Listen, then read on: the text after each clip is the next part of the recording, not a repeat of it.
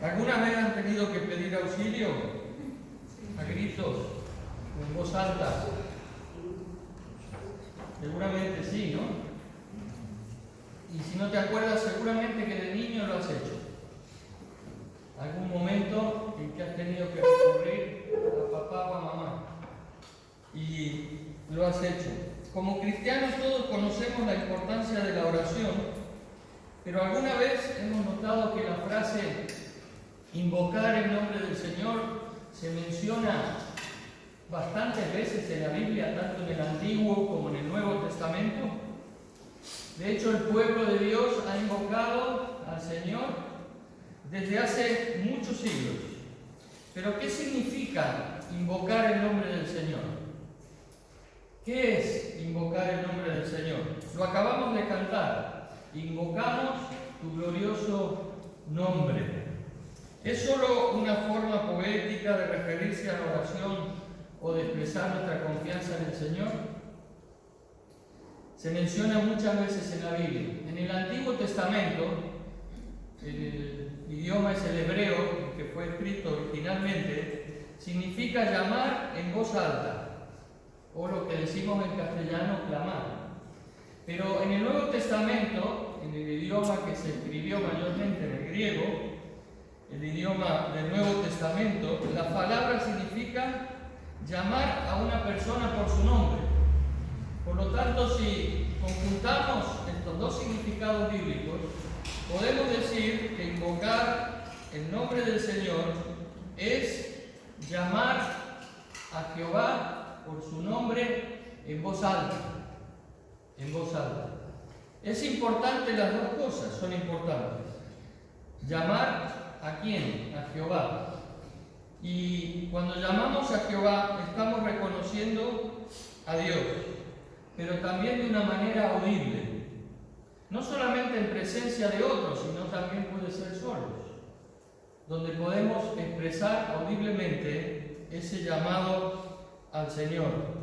Clamar al Señor lo podemos ver en nuestra vida diariamente y como un niño llama, decíamos, a su padre o a su madre. Cuando se cae de algún columpio y dice, papá, mamá. Cuando le tiene hambre, comienza a llamar, a clamar de una manera audible a su madre o a su padre para que le den de comer. Cuando están cansados, cuando están asustados, en cualquier circunstancia, ¿por qué llaman los niños a sus padres? Porque se reconocen indefensos, se reconocen limitados, se reconocen que necesitan ser atendidos por alguien más poderoso, por alguien que pueda suplir esa necesidad a la cual ellos no pueden alcanzar. Cuando estamos nosotros también hambrientos o sedientos de una manera espiritual, también clamamos al Señor. Y creo que a pesar de que el pueblo de Dios ha clamado al Señor desde hace siglos, estamos perdiendo la costumbre como cristianos de clamar al Señor, como lo dice la Biblia, de una manera también audible y reconociendo el nombre del Señor. La primera vez que se nombra esta palabra es en Génesis 4:26 y dice, y a Set, que era hijo de Adán, también le nació un hijo, es decir, Adán tuvo un nieto, y llamó su nombre Enos. En aquel tiempo los hombres comenzaron a invocar el nombre de Jehová. ¿Y por qué dice la Biblia que en este tiempo comenzaron los hombres a invocar el nombre de Jehová? El significado del nombre Enos nos puede ayudar. Enos significa en la Biblia mortal, hombre frágil. En esta época, es decir, la tercera generación de la humanidad, los hombres se dieron cuenta de su propia fragilidad, de su propia mortalidad y comenzaron a reconocer la necesidad de buscar a alguien que ya habían tenido contacto con ellos, pero que habían abandonado, que era Jehová, es Dios. Y en ese momento, dice la Biblia, comenzaron a invocar el nombre de Jehová. Es decir, a clamar, a pedir en voz alta ayuda a Dios. Así que comenzaron a invocar el nombre de Jehová. Y la palabra hebrea Jehová, que es Señor, significa yo soy el que soy. Ese es el significado de Jehová. Yo soy el que soy significa que Dios no tiene principio ni tiene fin. Él es eterno, Él es el único eterno. Y por lo tanto, cuando clamaban al Eterno, estaban reconociendo su falta de eternidad, su falta de poder para solucionar sus problemas. Yo soy el que soy, existo para siempre, solo Él es el Eterno. Muchos versículos del Antiguo Testamento nos muestran que invocar el nombre del Señor a partir de este momento de Enoch se han sucedido. Abraham, Moisés, podemos ver en casi todo el Antiguo Testamento, Isaac, David, los salmistas, cómo hablan de invocar el nombre del Señor. Pero en el Nuevo Testamento aparece esta palabra por primera vez en Hechos 2:21, cuando Pedro, si os acordáis, después de Pentecostés se levanta a predicar la palabra de Dios y a hacer entender a aquellos que le escuchaban qué era lo que había sucedido con Jesús. Y Pedro, predicando, cita al profeta Joel del Antiguo Testamento. Y el profeta Joel dice: y sucederá que todo aquel que invoque el nombre del Señor será salvo. La primera vez que se nombra en el Nuevo Testamento el invocar el nombre del Señor. Todo aquel que invoque el nombre del Señor será salvo. Pero era una promesa de cientos de años antes por parte de Dios a través de Joel, para estos tiempos donde ya el Espíritu Santo había venido sobre los hombres. La iglesia ya estaba en marcha por Pentecostés, el Espíritu Santo estaba haciendo la obra, ya no especialmente en algunas personas, sino en todos aquellos que reconocían a Jesús como su Salvador personal. Es decir, que creían, y como creían, invocaban el nombre de Jesús. En el Nuevo Testamento, el nombre del Señor Jesús, vemos que los primeros creyentes eran distinguidos por invocar el nombre del Señor. De hecho, en Hechos capítulo 9, vemos como Saulo, posteriormente Pablo, se le había dado autoridad ¿para qué? Para perseguir, dice, y encarcelar a todos los que invocaran el nombre del Señor. Y Pablo, es decir, Saulo en esa época, recogió a muchos que había escuchado invocar o que le habían dicho: este invoca el nombre del Señor. Era una señal distintiva del pueblo de Dios, de la iglesia de Jesucristo, de la iglesia como solemos llamar la primitiva iglesia. El apóstol Pablo, ya no Saulo, sino ya convertido él, invocaba el nombre del Señor él mismo, después de ser Saulo. Primero perseguía a los que invocaban el nombre del Señor y luego él mismo invocaba el nombre del Señor. Lo podemos ver en sus cartas. Y en muchas introducciones, como en 1 Corintios 1:2, a esas cartas dice: a la iglesia de Dios que está en Corinto, a los santificados en Cristo Jesús, los santos llamados, con todos los que en cualquier lugar invocan el nombre de nuestro Señor Jesucristo, Señor de ellos y nuestros. En esta mañana la pregunta es: ¿invocamos el nombre del Señor? ¿Invocas el nombre del Señor en tu vida personal? Si es así, es porque primero has creído en Él y puedes invocar ese nombre, porque el Señor ha puesto fe en tu corazón para invocarle por primera vez, pero también para seguir invocándole después de ser salvo. Es una práctica habitual, o debería serlo, en los hijos de Dios, invocar el nombre del Señor. Cuando vamos a Romanos 10, donde ha leído Charo, versículo 9, dice que si confiesas con tu boca a Jesús como Señor y crees en tu corazón que Dios le levantó de los muertos, serás salvo. Fijaros que hace énfasis aquí Pablo. Si confiesas, ¿cómo?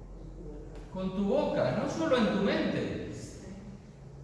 Si confiesas con tu boca, y dice, ¿qué más? Y crees en tu corazón. Nos está hablando tanto de nuestro corazón como de nuestra boca. Podría haber evitado lo de la boca. Pero dice que es importante confesar. Es importante hacerlo audiblemente y decir, sí, yo creo en Jesús como Señor, es decir, como Dios. Creo que Él es Dios. Creo que Él murió por mí en la cruz. Creo que Él ocupó mi lugar, aquel al cual yo estaba destinado eternamente. Inicialmente creímos en Jesús por nuestro corazón y confesamos su nombre con nuestra boca. Fuimos salvados eternamente del juicio de Dios, fuimos perdonados de nuestros pecados y nacimos de nuevo por la obra del Espíritu Santo. Todo esto se produce por la obra de Dios, no es la obra humana. Yo puedo invocar el nombre de Dios porque Dios primeramente me ha hecho reconocerle a Él. Me ha hecho reconocerle a Él como el Eterno. Me ha hecho reconocer a Jesús como el Señor, como soy Dios. Y entonces al creer puedo confesar y puedo decir audiblemente que Él es mi Dios. Todo aquel que invoque el nombre del Señor será salvo. Dice la palabra de Dios. Dice, porque todo aquel, es decir, cualquier persona. Aquí Pablo dice, ya no hay diferencia entre judío y griego, porque Pablo en este capítulo les está escribiendo a los judíos diciéndoles que la justicia es por la fe, no es por la ley, si leemos el contexto. Y está argumentando esto, por eso aquí les aclara y le dice, ya no hay judío ni griego, todos somos iguales.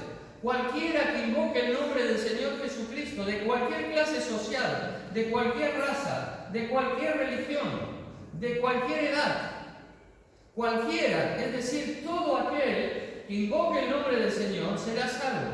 No hay condicionante más que creer en el corazón y confesarlo con la boca. Dice invocar el nombre del Señor, es decir, que pida auxilio, que clame. Buscad y hallaréis, dijo Jesús, llamad y se os abrirá. Pero también ya a partir de ese primer clamor de salvación, de encontrarnos con Dios a través de Jesucristo, como hijos de Dios, seguimos clamando al Señor. ¿Quién no tiene necesidades? ¿Quién no se ha encontrado solo? ¿Quién no se ha encontrado en algún momento con angustia? ¿Quién no se ha encontrado alguna vez en un callejón sin salida, en la oscuridad? Podemos ver en los Salmos la experiencia de David que se traslada muchas veces a nuestra propia experiencia, donde David puede clamar al Señor, como un siervo que clama en el desierto. Así clama mi alma hoy por ti, oh Señor. Pero dice que todo aquel que invocar el nombre del Señor será salvo. No dice que podrá, no dice que tal vez, no hay ninguna duda, no hay lugar a dubitación, no hay nada que nos haga dudar. Nuestras promesas son débiles, pero las promesas de Dios son el sí y el amén. Y si Él dice que serás salvo, es que lo serás. Por eso cuando como hijos de Dios pedimos, como dijo el Señor, pedid todo lo que queráis y os será dado. El Padre está deseando daros todo lo que necesitáis. Cuando pedimos misericordia, nos da misericordia. Cuando pedimos perdón, nos da perdón. Cuando pedimos su presencia, nos da de su presencia. Y esta herramienta maravillosa para la enfermedad del pecado y para nuestras necesidades es la que Dios ha puesto a nuestro alcance. Invocando el nombre del Señor, invocando su nombre, es el título de este mensaje en esta mañana. Pero hay 4 necesidades de las que el apóstol Pablo insiste en este pasaje también. 4 necesidades. Apuntemos bien. Fijémonos en los versículos 14 y 15. ¿Qué necesidad para que esto pueda producirse? ¿Qué se necesita? ¿Cómo pues invocarán a aquel en el cual no han creído? ¿Qué se necesita? Creer. No se puede invocar al Señor sin haber creído. Desde el momento en que podemos decir, sentimos la necesidad, o Dios pone esa necesidad en nuestro corazón de buscarle y de creer en Él, Él pone en un corazón sincero la fe. Y a través de esa fe es la que confiamos, ¿verdad? La fe es esa convicción. Si teníamos alguna duda, ya esa duda no existe. Si teníamos alguna pregunta, se ha solucionado. Y entonces nos lanzamos a las manos de Dios. Y es lo que es la fe. Pero, ¿cómo oraríamos si no creyéramos? Cuando ya oramos, cuando ya invocamos, es porque creemos. Si no, ¿por qué lo haríamos, verdad? Por lo tanto, es necesario creer para invocar el nombre del Señor. Creo que hay un medio de salvación por el cual Dios me puede salvar, es Jesús, su muerte en la cruz, su resurrección. Creo y confío en que ese Salvador me salvará. Confío también que ese Salvador puede oírme para salvarme. Porque si no, no invocaría, no clamaría de una manera clara. Por lo tanto, confío, aunque mi fe no sea una fe que sea tan grande en ese momento, es fe. Y por lo tanto, esa fe me sirve, me es suficiente para confiar, es decir, para invocar el nombre del Señor. Porque creemos que Él nos puede oír. ¿Lo creemos? Sí, ¿verdad? Creemos que Él nos oye. Por lo tanto, podemos hablarle también invocando su nombre de una manera audible. Así como en el Antiguo Testamento, en Levítico 2:13, se nos decía que en todas las ofrendas deberían ofrecer sal, es decir, en toda actitud de ofrecerse a sí mismo al Señor, debía existir la sal. ¿Por qué la sal? Porque la sal era el bien más preciado que existía, más que el oro. Era un símbolo de que todo lo poníamos delante de Él. Por lo tanto, alguien que no ofrecía sal decía, bueno, no está confiando de verdad, ¿verdad? No está reconociendo totalmente. Y lo mismo pasa con la fe. Nosotros en todos nuestros actos espirituales, en todos nuestros, podemos decir, que a veces no lo usamos tanto los evangélicos, pero es real, nuestros ejercicios espirituales, debemos tener fe. Sin la sal de la fe no podemos agradar a Dios. Cuando pido misericordia creyendo en su misericordia, recibiré misericordia si lo hago con fe. Cuando pido perdón, recibiré perdón si lo hago con fe. Si no hay fe, no alcanza. No está completa la oración. No está completa la invocación. Santiago 1:6 dice, pidamos, pero pidamos con fe, no dudando nada. Por lo tanto, es imprescindible el creer en el Señor, y esta es la primera necesidad. Pero la segunda, ¿cuál es? Seguimos el texto. El texto mismo lo marca. Primero, ¿cuál es? Creer. La segunda, oír. Oír. Pero el oír que habla aquí es un oír mucho más profundo que el de la oreja o el del oído, ¿verdad? Es un oír espiritual. Es un oír de alcanzar a escuchar la voz de Dios. Ese oír. ¿Cuántas veces escuchamos decir, leo la Biblia, pero no me llega? No me llega. No, la leo y es como si leyera un libro más, ¿verdad? Cuando hemos hablado a alguna persona de Jesús. ¿No os ha pasado? ¿Que os han dicho esto? ¿Por qué? Porque todavía el oído espiritual no se ha abierto. Así como tenemos un velo, se nos hablaba, del velo, el domingo pasado, así como tenemos un velo, también tenemos los oídos cerrados a la voz de Dios. Y Dios tiene que hablarnos clara y personalmente para que le oigamos. Por eso si miramos el versículo 17, que no lo hemos leído y es muy conocido, dice: la fe es por el oír y el oír por la palabra de Dios. El oír es por la palabra de Dios, no el oír la palabra de Dios. Leamos bien. ¿Cómo viene el oír? Quiere decir, yo no oigo a Dios, pero el oír viene por la palabra de Dios. Es decir, cuando yo leo la palabra y busco en la palabra con la actitud necesaria, con esa fe necesaria, Dios me va a hablar, va a abrir mis oídos para que pueda escuchar su voz.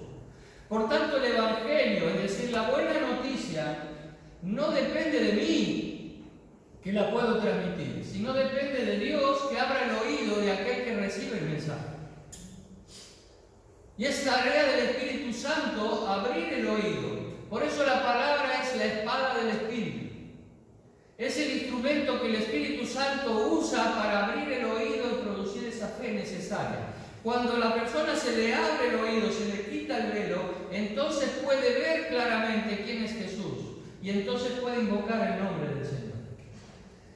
Esto es lo que está diciendo aquí Pablo a los romanos. Por lo tanto, supongamos que hoy yo te anuncio que Putin ha muerto. No hay que alegrarse, por nada. Pero diríamos, una noticia importante. ¿Me creerías con que yo simplemente te lo dijera? Seguramente no. Irías, ahora lo primero, a Internet. Pero en Internet también hay fake news, falsas noticias. Entonces no me bastaría. Tendría que seguir investigando. Escucharía el telediario a ver si coincide con lo que Pablo y con lo que Internet dice. Investigaría. Y esto es lo que dice la palabra de Dios. Tenemos que buscar en la palabra para oír la voz de Dios. Y cuando oímos la voz de Dios, también podemos aprender a invocar su nombre en la manera en que Él quiere que lo hagamos. Por lo tanto, es muy importante la actitud con la que vamos a la Biblia. Escuchando bien esa buena noticia, el Evangelio, buscando bien en la palabra de Dios, asesorándonos bien también. Hay muchas herramientas, hay comentarios bíblicos, hay hermanos con más experiencia en la palabra de Dios, hay también concordancias, hay tantas cosas que podemos usar para crecer en ese oído y que nuestro oído se vaya afinando en la voz de Dios. Y también tenemos que tener cuidado que oímos el verdadero Evangelio. Hoy tenemos acceso a tantas cosas que podemos estar oyendo algo que está adulterado, que aparentemente parece el Evangelio, pero tiene alguna pincelada que hace que no sea el verdadero Evangelio. Ni una tilde, ni una coma se le puede quitar ni agregar a la palabra de Dios, pero puede existir. Y generalmente cuando aquellas cosas son más elocuentes, son más dulces a nuestros oídos, son las que mejor penetran más fácilmente a nuestros oídos, son generalmente o posiblemente aquellas que no son tan claras, tan puras como podemos esperar. Por lo tanto, debemos tener cuidado de también oír el verdadero Evangelio. El Evangelio de verdad no es tan dulce. El ser un discípulo de Jesús no es seguir un camino de rosas, es el camino estrecho. Y muchas veces nos confundimos y creemos que, bueno, como Dios está conmigo, todo es sin problemas, sin dificultades, sin obstáculos. Jesús dijo lo contrario: en el mundo tendréis aflicción.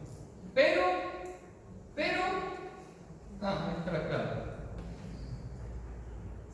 Invocar mi nombre, confiar, porque yo he vencido al mundo. Los discípulos le dijeron una vez que escuchaban a Jesús, al oírla muchos de sus discípulos dijeron, dura está esta palabra, ¿quién la puede oír? El Evangelio es duro. ¿Por qué? Porque nos lleva a renunciar a nosotros mismos. ¿Y qué más duro hay para una persona negarse a sí mismo y seguir a otro? Y seguir a Jesús en este caso. Debemos entonces procurar que Dios haga la obra en nosotros para oír su voz y ser también portadores para que otros puedan oír su voz. Tercera necesidad. ¿Qué dice el texto?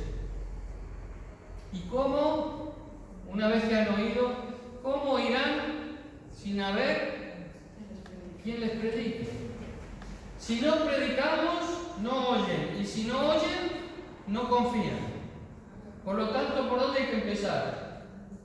¿Por confiar? No, por predicar. Por predicar. ¿Cómo irán sin haber quien les predique? Entonces, ¿qué tenemos que hacer? Pregunto. Predicar. ¿Estás predicando? No, porque la iglesia ya predican una vez a la semana.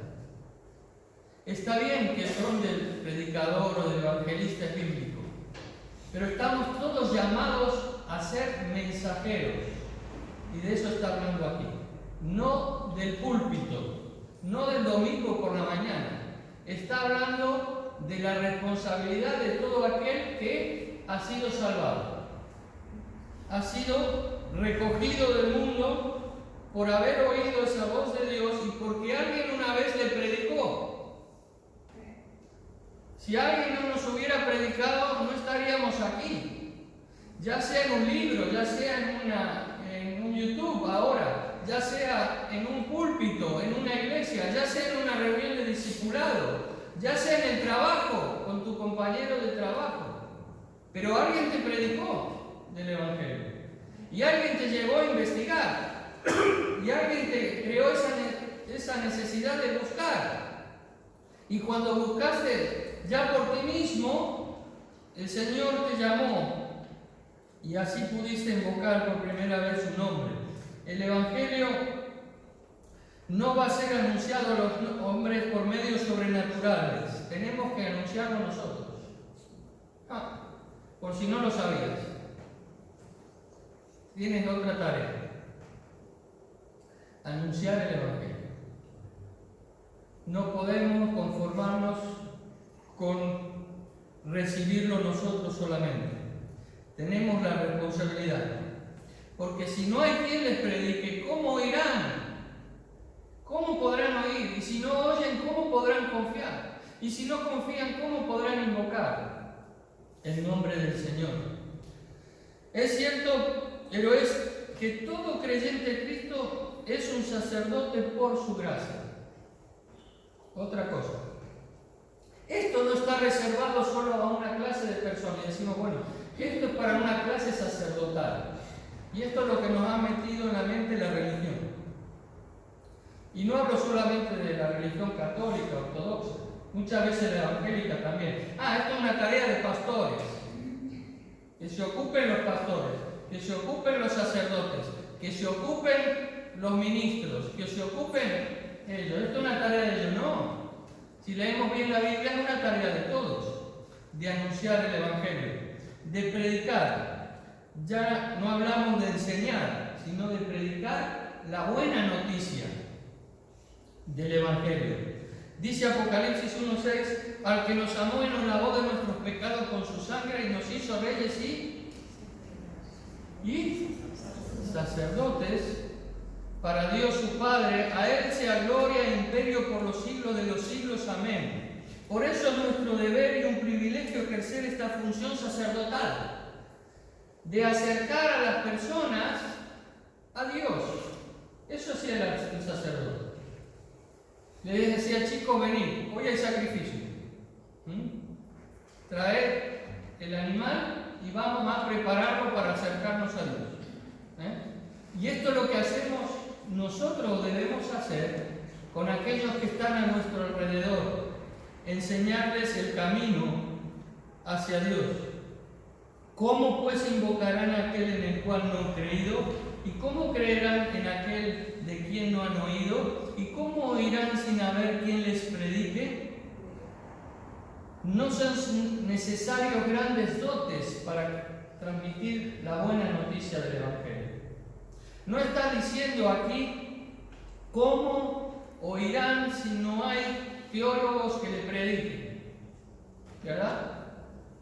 No está diciendo cómo oirán si no hay personas que han ido a un seminario bíblico y tienen un diploma bíblico de teología o de pastorado para predicar. Está diciendo cómo oirán sin haber quien les predique, involucrándonos a todos. En aquel tiempo, respondiendo Jesús dijo: Te alabo, Padre, Señor del cielo y de la tierra, porque escondiste estas cosas de los sabios y de los entendidos y las revelaste ¿a quién? A los niños. Sí, Padre, porque así te agradó. No es para grandes teólogos el Evangelio, es para todo aquel que invocara el nombre del Señor. Es decir, no hay acepción de personas. Por lo tanto, cada creyente, si hiciésemos conocer el Evangelio cada día a una persona y le dijéramos: tengo una buena noticia para ti, que es lo más grande que me ha sucedido en la vida, ya sea a través de una carta, a través de un email, a través de un WhatsApp, a través de una conversación, a través de un café, a través de lo que sea, en cualquier circunstancia y en cualquier lugar, podemos transmitir la buena noticia, la mejor noticia, ¿o no?, que me ha sucedido en la vida. ¿Estamos dispuestos? ¿Estamos capacitados? Ah, no, yo no estoy capacitado. Dice que es el Espíritu Santo el que pone palabras en nuestra boca. No tienes que capacitarte. Si estamos en comunión con Dios, si estamos buscando cada día al Señor, el Espíritu Santo no solo pondrá la oportunidad, sino que te dará las palabras necesarias. Si cada día decimos: Señor, ponme hoy a una persona a la que pueda hablarle de ti. Cualquiera, Señor. Tengo en mente esta, pero si no es esta, cualquiera, Señor. Si estamos orando por aquel o por aquella que queremos que el Señor alcance, qué importante es volver a los inicios de la palabra de Dios, cuando los creyentes se les conocía por invocar el nombre del Señor. ¿Cómo irán sin haber quien les predique? Esta es la misión de la iglesia, pero no de la iglesia institución. La iglesia es tú, es yo, somos cada uno de nosotros. Somos las personas que formamos el grupo de los redimidos y estamos llamados a cumplir esa misión que el Señor nos ha encomendado. Es una necesidad, pero también es nuestro deber y nuestra responsabilidad. Pero dije 4, ¿verdad? Llevamos 3. 4 necesidades. ¿Os acordáis de las 3 primeras? Sí, ¿no? La cuarta, ¿cuál es? Lo dice el versículo 15. ¿Y cómo predicarán si no fuesen enviados?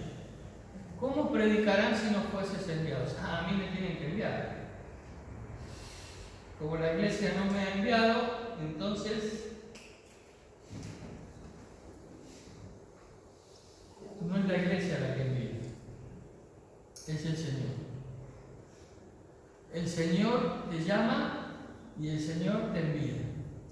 Pero debo saberme enviado, no sentirme, que es diferente. No es por sentimiento, sino es por conocimiento. Yo conozco que el Señor me ha enviado. ¿Y cómo lo conozco? Lo mismo en la Biblia. Si yo voy a la palabra de Dios, veo allí cómo en diferentes oportunidades el Señor dice que todos los creyentes somos enviados.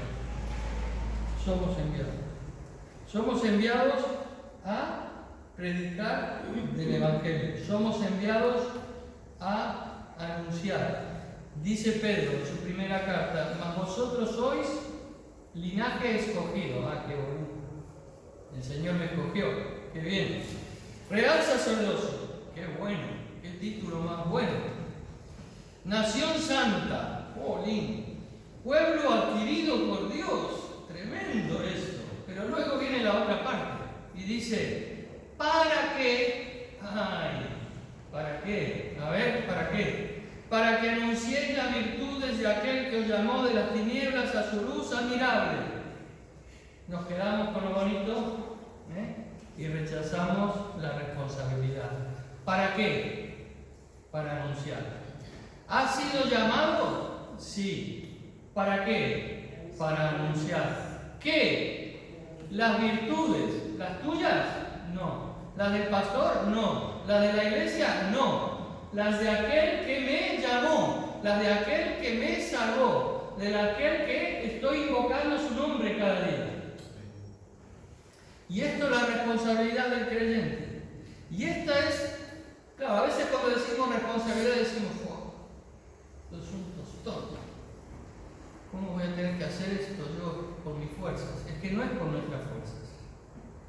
Y ahí es cuando nos equivocamos.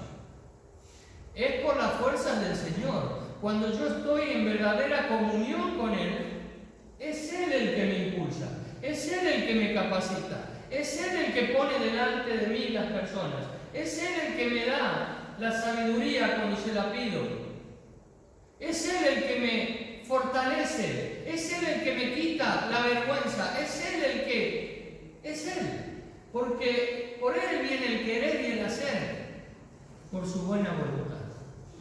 Por lo tanto, pongámonos en las manos del Señor en esta tarea. Y digamos: Señor, reconozco que tu palabra es clara, que tu deseo es claro para conmigo. Te doy gracias por haberme llamado, te doy gracias por haberme escogido, pero quiero cumplir también con tu deseo de anunciar las virtudes que tú tienes y que me has demostrado en mi vida siendo fiel conmigo. Por lo tanto, invocar el nombre del Señor es llamar al Eterno por su nombre de una manera audible. Lo hagamos en la iglesia, sigamos haciéndolo, hagámoslo en nuestras casas, hagámoslo donde estemos. Él es el que nos da salvación y vida eterna. Él es el que escucha nuestro clamor en cualquier circunstancia de nuestra vida. Por lo tanto, sintámonos, pero sobre todo sepámonos enviados por Dios. ¿Para qué? Para que podamos predicar el verdadero evangelio de Jesucristo. Hay mucha necesidad espiritual. Y para que otros puedan, oyendo su voz, seguir su palabra y recibir esa salvación que un día nosotros con fe de parte de Dios pudimos aceptar. Que el Señor nos bendiga. Vamos a ponernos de pie para seguir con la alabanza. Vamos a orar ante la Señor.